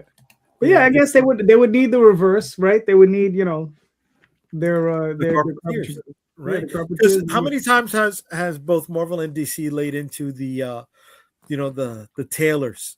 Oh, they do suits for both heroes and villains, Yeah. right? They don't care. They keep their mouth shut. There's shit. Fucking Invincible did it, right? The tailor that slept with his mom. Yeah. We have a thing in the Critter book called Super Pawn, which is a pawn shop for heroes and villains and their gear and stuff like that. So, Nice. I was at like a bookstore in Philly, and just like somewhere on the shelf was this indie comic from like the 90s, and I was like, this looks cool, and I opened it, and it's the whole premise is this guy is a supervillain's henchman, and it's like his whole story of like why he's his henchman. I don't know, it was just an interesting like kind of meta take, but it's called Hench. I'm sure you can find it somewhere. yeah, I know what you're But talking about. I love those stories. They're very cool. Thank God he went that direction. I thought he was going to go the other way and say 90s was so far ago. You know what I mean? They say ancient. I was going to be hurt there, Gavin. But thank God you went the other way, bud. I appreciate it. I mean, when were you born? 2001? 2000? 99. Last year of the 90s. There you go. Yeah. So Okay. I'm allowed to set the book in 95, you know? You made it in 99. You qualify as a real human being. Anybody after that, Yeah. I don't believe anything that they have to say. There was like 2 years where I didn't have access to a computer. We didn't have a computer at home, so. Oh, simmer down. Simmer down. Okay. Okay. We played football on calculators. All right. So let's simmer down. Right? Oh my God. What was it fucking called again? What was that calculators football game called? Oh, I don't even remember, but I know the one you're talking about. Yeah, but they didn't just have football. They had baseball. They had basketball. They did have that. Yeah. Was it Coleco? Was that the company that made them? I don't know if it was Coleco. They were at least one of the companies making it. Right. Yeah. But the baseball one was a lot easier because the framework was there with the bases, right? With football, you'd have the red dot go. Yeah. Bloop, bloop, bloop, bloop, bloop. Yeah. I think I had a touchdown. Yeah. Yeah. Mhm. Oh. All right, Tom, answer your own question. I don't think I was ever really aware of it until Kirkman pointed it out. I literally think Kirkman's put it in my brain that like this is weird. Although again, like for me, when I named Lasso Last, I did that on purpose for the old school trope.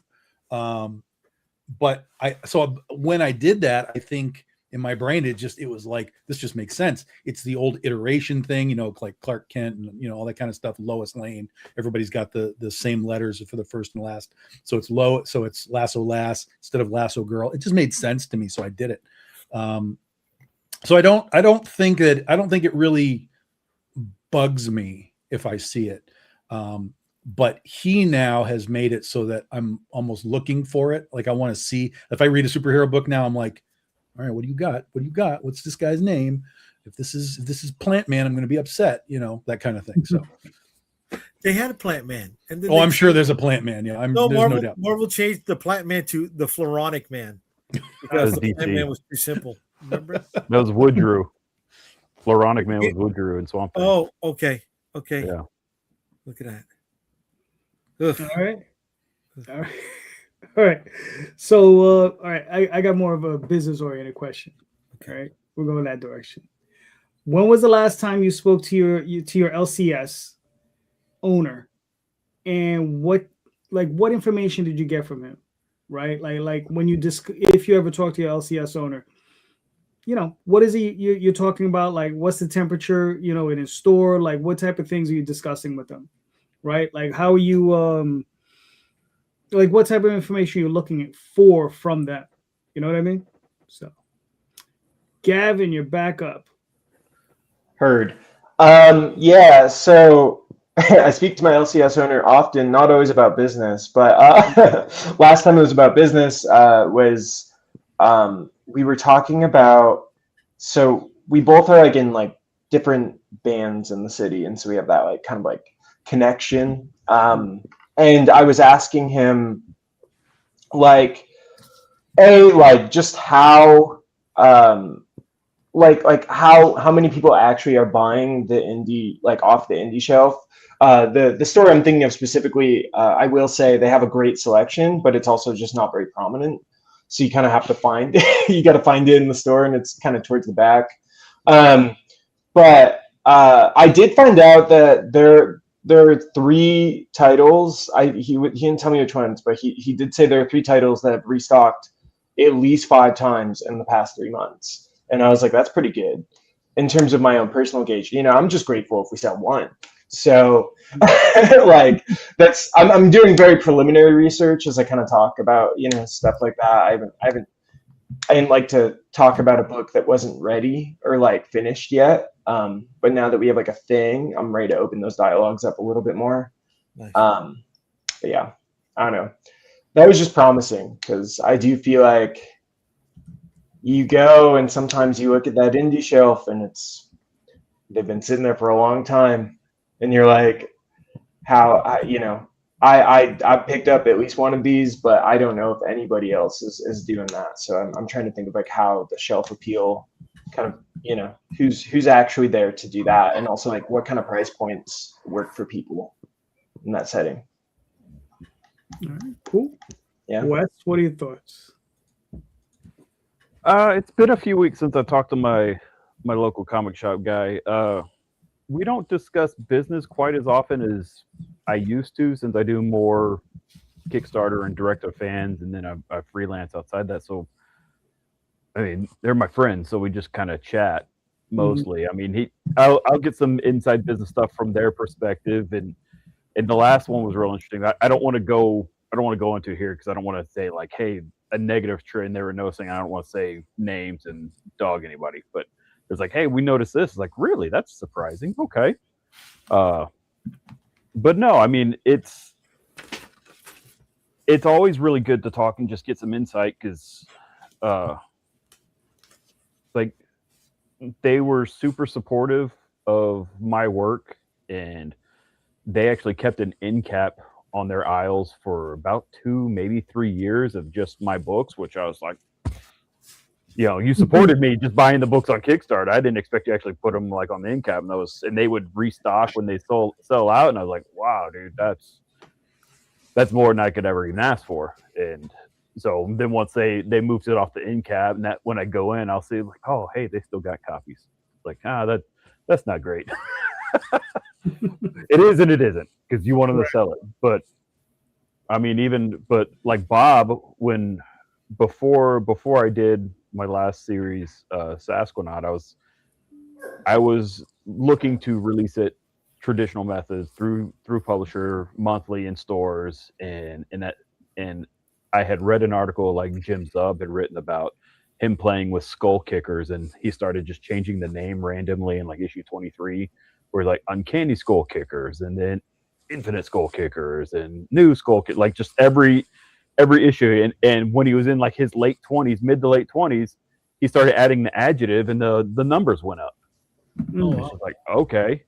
And he had it. I think it's still on the website. You can probably go read it. But I was like, okay, I was going to do Sasquatch, and then I talked to Bob, the manager, and I was like, okay, if you're ordering Sasquatch, because he ordered from Diamond, he was the one handling all that. You order Sasquatch, what'd you order? Sasquatch or Savage Sasquatch? He's like, I'd order more Savage Sasquatch. I was like, why? I just would. Like, okay. That adjective is, I think, kind of hardwired into the comics community, and it may be something worthwhile into doing more of, because especially if you're going into stores, because it seems like stores are doing it, and it's been proven. Like Jim did the math and did the numbers and put it out, put his money where his mouth is, and had his book that was moderately selling go up in numbers just by changing the name. Not even the number, just the name. Right. And then, in my like, hey, if I did this, what would you do? And it's like, no, I'm going to order more of that just because. And it's like, wow, okay. So that's something that's stuck in my head since then. And everybody add absolute to your comic book title name then. Right. Yeah. Oh, that. Tom. The next artist would be absolute Sasquatch. There you go. Well, it could be the absolute. Why didn't I put that on this campaign? Can I change it now? Tom, that's on the head, dude. Mm-hmm. But no, yeah, I've already put myself there. Like I was gonna, the next time we did a critter, I was gonna put absolutely critter at the top just to be a little off. But sure. I mean, it's crazy because it's one of those things when it comes to doing.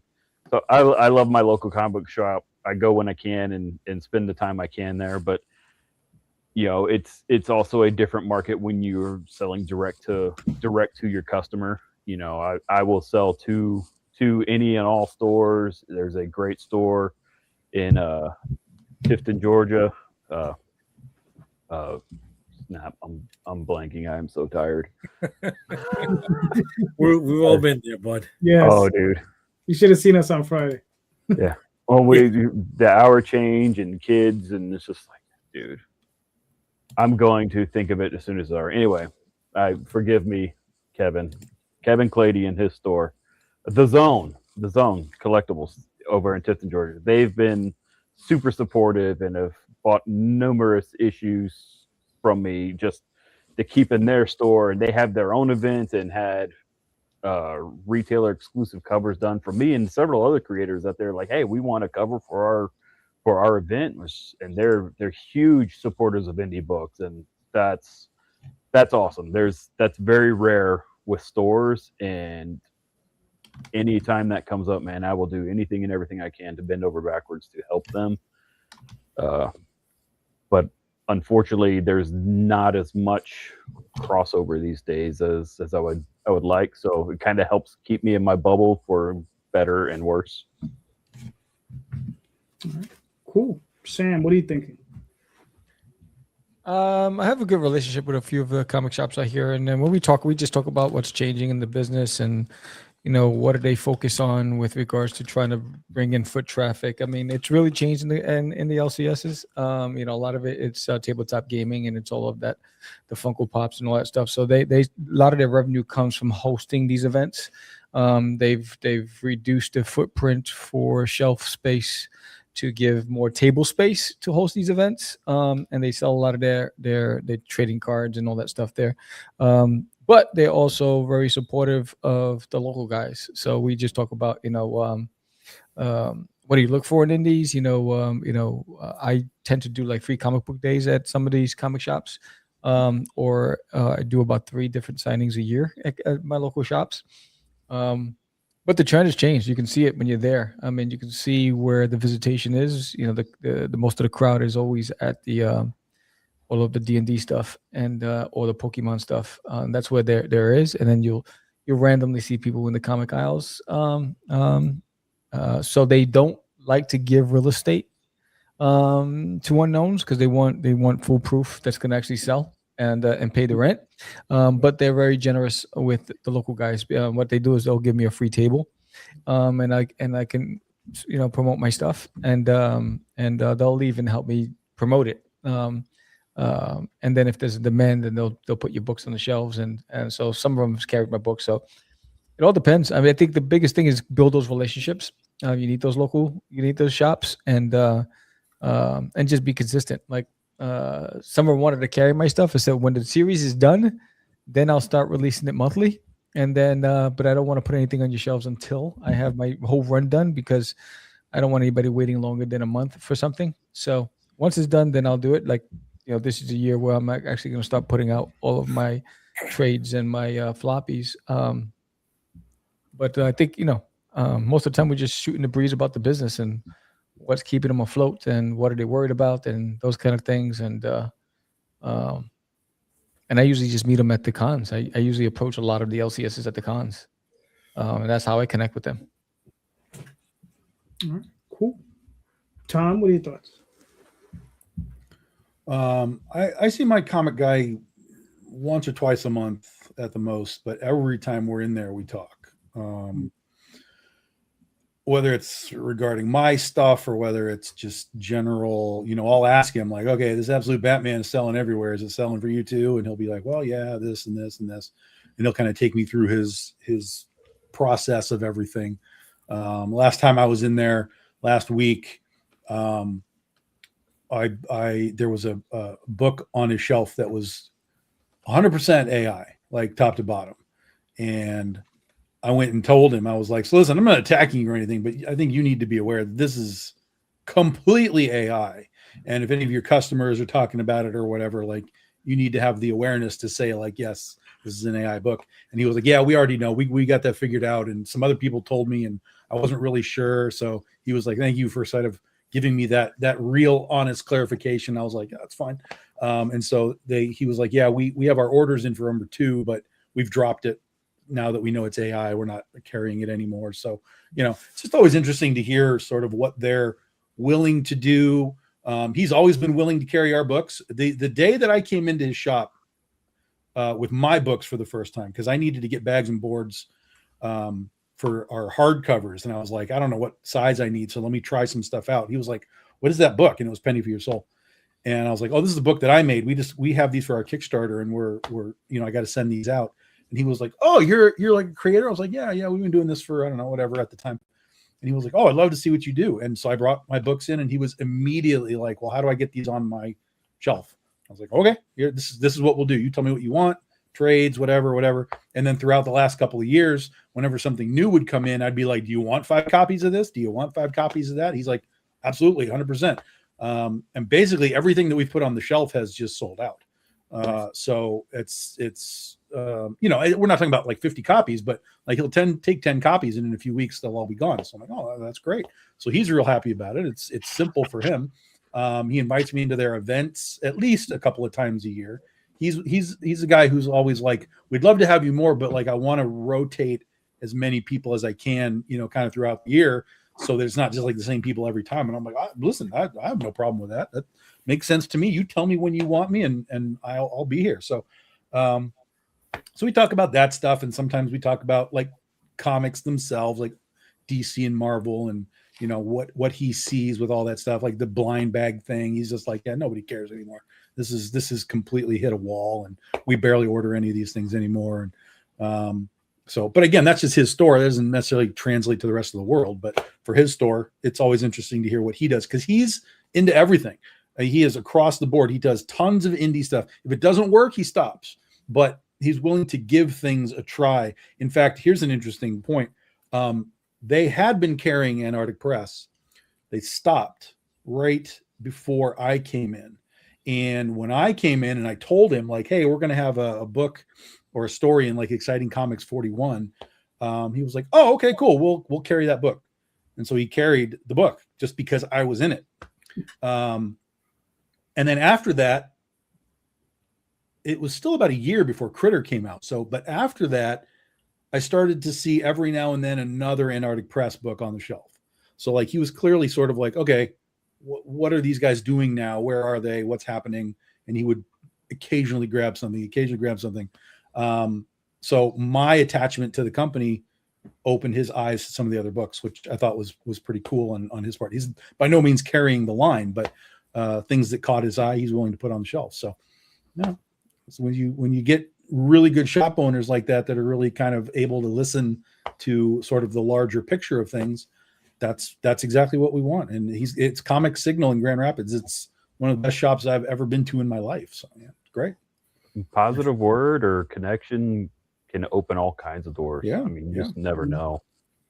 So that's part of why you just gotta keep it positive and stay out there, because just saying I like this book or I like this creator can make somebody go, let me check that out. Mm-hmm. So.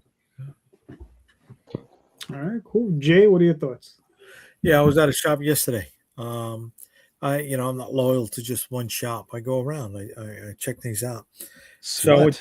So, yeah, big time. So I went to a new shop yesterday for the first time, and I was talking to the dude, and he was like, he's buying collections now because his there's an influx of people, right? There's a new generation coming into the stores, and they're looking for something else. And they're looking for the stuff that they didn't get because they didn't know. So they're buying up all his back issues, and he's just looking to refill his back stock because they're moving. And funny thing, he says even like the 90s Kitschy's books, everything that was wrong with the 90s, the overproduced foil covers that just had bad art. He goes, they're buying that too. and he'll pick them up, and he's got three prices. He's got the 2s, the 5s, the 10s, and then after the 10s, things get the random prices. So that's it. We're just talking shop. I don't try to sell my books into stores. I don't do that. I just whatever bullshit. It's too good for that system. Can't be bothered. I didn't want to say it, but while I'm reading my Grey Poupon, I don't mess with the common folk. I will say that I was really shocked. I don't know. Did you guys read the new comics, the magazine that came out like this week? It's I don't know. They had like the sales chart in the back, and like I have so many of those number ones from the 90s, and they're way more. They're worth like at least $10 more than I thought they would be worth. Like at this point. I'm not I'm not trying to sell them or anything. I don't care. I know that they're not, but I'm saying that's like a fascinating trend to see that people like those magazines, the Comic the Magazine, the Wizard, the comic scene that weird. That hits a fan base, right? Yeah. That stuff religiously. Yeah. Speaking of being at a comic store, I was at one yesterday myself. I was at Midtown Comics, and what's funny enough, that's what I picked up. What a shell! Which one did you go to? The main one, 40th and 6th. Gotcha. So you know how it is in there. They're busy. It's the weekend.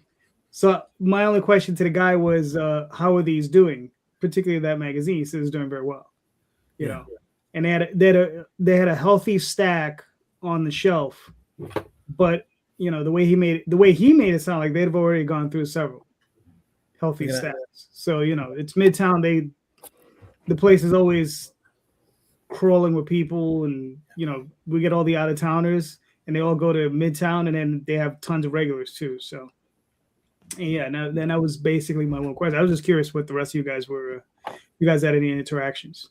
I was listening to a podcast last week. Mm-hmm. That said Midtown Comics is usually the gauge for the rest of the industry. If it sells out in Midtown, they said if they sell out, that's how they're figuring they have a hot seller. Yeah. If they sell out, because they order more than anybody else. So. Right. Yeah, but they're also in a city with a population density that's insane. That sort of should happen. Yeah. It should, but then they can order a lot more books too. Excuse me, they keep a lot more books on the shelves than other shops can. Yeah. So it feeds into itself as well. Because they'll keep stuff on the shelf for like 4 or 5 weeks. Yeah. So they'll keep it over there for a long time. Jay, you're up. Yeah. All right. So when you guys buy books, do you buy it because you want to be entertained and read? Do you buy it to see what new techniques are being used? Do you use it as a research tool for how to tell story? What do you do when you're buying comic books? What is your main reason for buying the books at this point, now that you are a creator? All right. Wes, you're up. Mostly to be entertained, because I've cut back my comic book consumption. Just my kids like to not let me read. They see me read and they decide to ruin it. so I do mostly just get what I want to read. There's a couple of times I'll like, oh man, I want to see what this creator's doing, because they always do something new and hot, when it comes to like coloring techniques or something. I like to dabble. I do most of my dabbling with like Humble Bundle, because they do some pretty killer deals on humblebundle.com. So I can look into a lot of comics that I can't usually buy. That's all digital though, right? That stuff? Yeah, that's all digital. But like there's stuff like, it's like, I'd check that out, but I'd probably never buy it. And so I can just go in like, oh man, I really like this. And then I'll read it or just flip through. I'm like, oh, that's kind of cool. So I can see a lot when it comes to researching techniques. Is like, oh, how does somebody play out this kind of story or pacing of a scene? Is mainly when I just kind of grab a whole bunch of shotgun blast of comics digitally just to see what's out there. But no, when I buy, I'm mostly just trying to get something I want. Enjoy that downtime when I have it. But if I try to pull any knowledge I can when I can. I don't claim to know everything, so I mean whatever I can learn, especially now getting back into lettering, I try to look at that a lot more just to try to be better at it, because like I've been able to do it, but I want to actively improve it, and I've been trying to draw more and do more inking. So it's just pull what I can from it, but first and foremost, I want to enjoy it, because I've always enjoyed it, and I could very easily not. So I try to just focus on what I want to read, so I've gotten rid of a bunch of books that I used to buy, that I bought just specifically for reference. I'm like, I'm not really looking at this anymore. I'm gonna get rid of it, just to kind of clear space in my head and kind of keep the positivity in my heart for the medium I love. Otherwise, it get too overwhelming. Okay, cool. Sam, what are your thoughts? You're muted. I'm a fan first, so I buy what I like. I love looking at new techniques and coloring styles, and I love looking at new up-and-coming artists, and because I'm a student first, so I'm always learning, and so I start off first. It's the visuals, and then the story will keep me coming for that same thing. But most of the time, I'm buying because it just intrigues me, and I always approach it from a point of a fan first. So even like a lot of the stuff that I have in my collection is because it's beautiful, the art, the visuals, all that stuff, and so I just like stuff that's going to inspire me creatively to challenge myself to get better. Good. Cool. Gavin, what do you think? I think I'm pretty closely aligned with Sam. I mean, I try my hardest to go into the shop and just do that kind of thing that I used to do when I was 12 and would ride my bike up to the store and just kind of like look and like kind of get lost for a minute and see what speaks to me. because I think that kind of gives me some insight into my own tastes a little bit. But it also kind of just, it helps a little bit with like I've never seen this story before, but I'm looking at this cover and it rocks, and I'm gonna pay $5 now. You know, like they sold me on this image or whatever, or maybe I thumbed through the first few pages and I saw like a color palette or a lettering style that I've never seen before. It is always kind of visual first for me, but I also, I don't know. I guess like if we're talking about like back issues too, I like to go on like binges of different artists. So I like every now and then, once my pile's kind of cleared out, I like to go through and be like, okay, like, do I have every pre-Hellboy Mignola issue? Like I collect by artist, so it's like I have like all of Mignola stuff up until Hellboy, which Hellboy's just expensive, so that's why the single issues are. And then I also have like all of David Mazzucchelli's Daredevil, and like I don't have all Batman because I've stuff like that. Like I've price budgets and I have it in the trade, but and then there was like I think like the most specific thing that I can remember like seeking out going into the store was, I remember I had seen these essentials. Have you guys ever seen those Marvel essentials, like the black and white, like phone book looking things? Mm-hmm. My computer is on one. So I'd seen these in my store over and over and over again. And I was like, dude, I need to learn from Jack Kirby. So I went and I bought all of them that were at the store because they're like $4 a piece. And you get, hundreds of Kirby black and white art. So it is very art driven for me, but I also I have a lot of fun reading the stories, and it's fun to get lost in the store, and I try to do that as much as I can. Very cool. Cool. Tom, what are your thoughts? Yeah, anything that I buy, it's because some aspect of it was like, oh, that looks like it might be good. And it's one of the reasons why I don't really buy anything.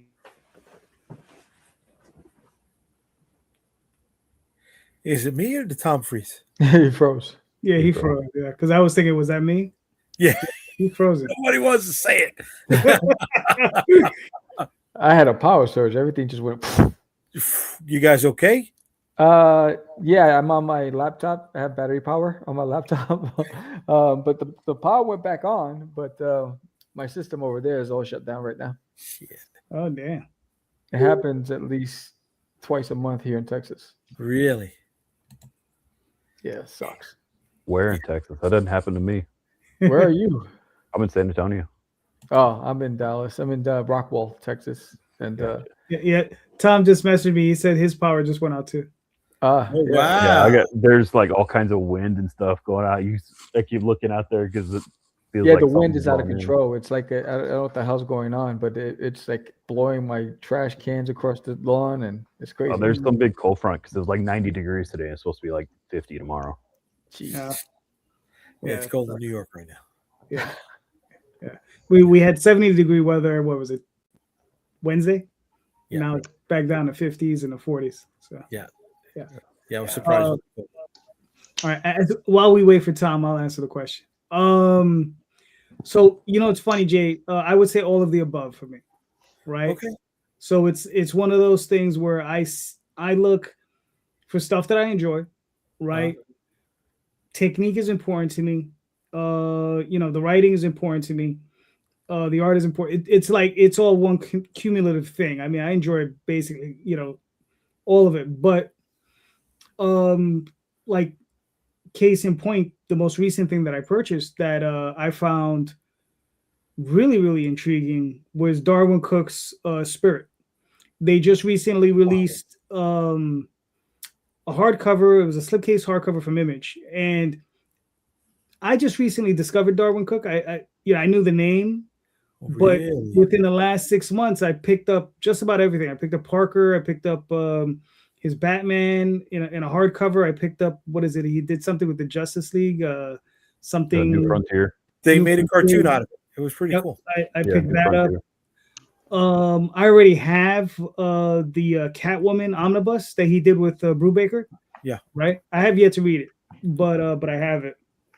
But I read the Spirit one, and you know that dude was next level, man. That dude was like, his stuff was beautiful, but the other thing that was insane about it was that his work, the different storytelling techniques that he was using. You know, he wasn't just using like your standard storytelling techniques. He was using different types of techniques. You know, he was using different types of panel layouts, 8-panel grids. You know, he did 9 and 6, but he was doing like 8-panel and 12-panel grids. He was doing all these different things, and just the way he told the story as well was a little different. The way, you know, Gavin, you mentioned Mignola. The way Mignola tells the story is also a little different, right? So it's very, very interesting to see that and to see those different techniques that he was using. So yeah, so you know, it's nice to run into that sort of thing. So yeah, that's it for me. It's like it's pretty much an all-encompassing thing. So Who is that? Alan Moore? no, that was Darwin Cook.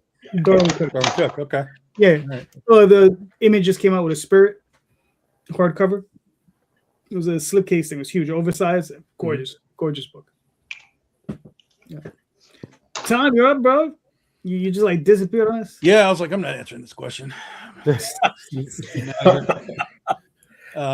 it's for me, anything that I buy, I'm buying for the purpose of I you know, it looks entertaining. Like I want to read it, I want to entertain it, I want to be entertained, I want to enjoy it. And I go to the comic book store. That's why I don't really buy much in the way of things online, because for me, the one of the first clues as to whether or not I'm going to like it is the visual. So when I'm at the comic shop, I can flip through the book and be like, oh, somebody's 8-year-old cousin drew that. I don't care what the concept is. I can't look at it, so I can't read it. There's no way.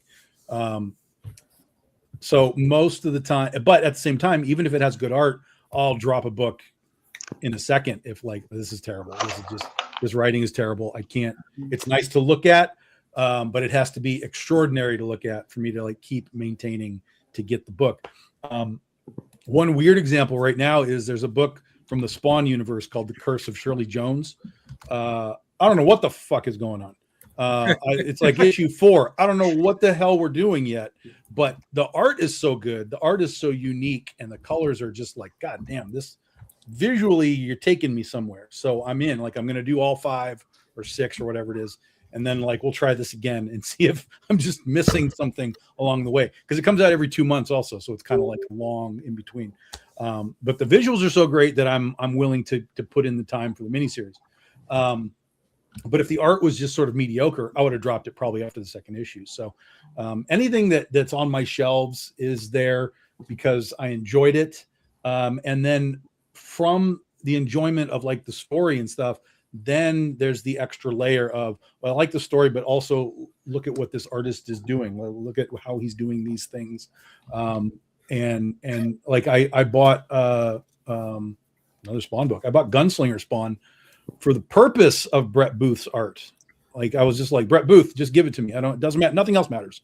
And it turns out that, you know, Todd himself is writing that book, and it wasn't that bad. Like the Booth art was what I was there for, but the story for the character was fine. Now, when it started crossing over into all the other Spawn books and the story was like kind of hopping, because I wasn't buying the crossovers, it got a little strange because I'm like, I'm missing something here. And I look back and it's like, yeah, go read Spawn 288 to figure out. And I'm like, nope, that's not happening. But it's still Brett Booth, so I'm going to watch what he's doing. Because he was doing, now again, I don't know if it's Brett doing this or if this was Todd laying this out in the script, but he was doing a lot of stuff that I have started doing in my comics over the last so many years, which is lots of, instead of just like squares or you know, rectangles like standing up, it's very widescreen. It's very like wide rectangles on the pages, so you get sort of a widescreen look. Which I really like. And as I was reading that or looking at that Brett Booth stuff, I was like, that's what I do. I mean, I've been doing that. I've been setting up my pages for my artists like that. So I really had an appreciation for seeing how he did that. And that's a lot of these other artists is like, once I read the book, then I start to kind of look back at how the story was told and how can I, what did I like about this in Invincible? What did I like about this in Godzilla? What did I like about this in Battle Pope, whatever, and sort of, Tetris all these pieces together and see what comes out of it. But I'll drop a book. You give me a bad issue, I'll drop a book if I'm not feeling the art to catch me in, because sometimes you can have a bad issue and then it'll reel itself back in and go again. But it's got to have something in the art to at least hold on to me if we run into a wall in your story. All right, cool. Jay, you're up. Yeah, I get it for all three. Entertainment, find out what's going on, new techniques, and all of it. You don't know what technique is. Of course I know what technique is. Of course I know what. Come on, that one hurt me. Oh, you cut me on that one. Son of a mother. Not art technique, but layouts, right? Lettering techniques. Yeah, man. Storytelling techniques. I mean, are they following 3-act structure? Right? Are they doing string theory? What are they doing? How are they telling the story? Dude, most comics are string theory now. Most comics are string theory. Yeah, they are. That's just reality. Yeah. Most reality is string theory too. Oh wow. Wow, we just went. Well, he said it. No, listen. We're born. We wear diapers. We die. We're wearing diapers. I get it. You know what I mean? It's the circle of life. All right. Is that it, Jay? That's all you got? That's all I got, bro. Because it's Terrible. 2:00. I got to work tomorrow. I got to be up before the morning. See, it's 2:00. Excuse me. It's 2 hours in, baby. You know what I'm saying? Exactly. And since we're 2 hours in, gentlemen, thank you so much. You guys are all awesome. Thank you for being here. We made it to the 2-hour mark, as Jay said. Sam, where can we find you and your work, sir? You can find me on dutiesworld.com and Catch the Craze podcast every Tuesday night, 7 p.m. Central, 8 p.m. Eastern Standard Time. Cool.